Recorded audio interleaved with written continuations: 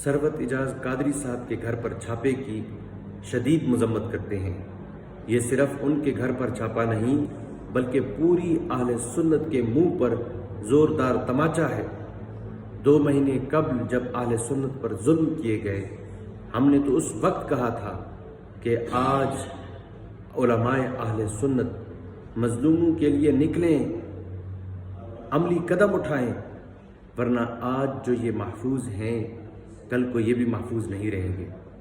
और आज आप देख रहे हैं कि एक तहरीक, सुन्नी तहरीक के सरबराह के घर पर छापा मारा गया है।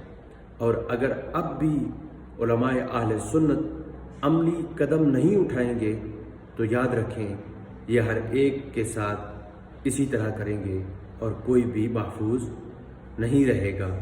आज वक्त है कि अहले सुन्नत की बका के लिए अमली कदम उठाएं।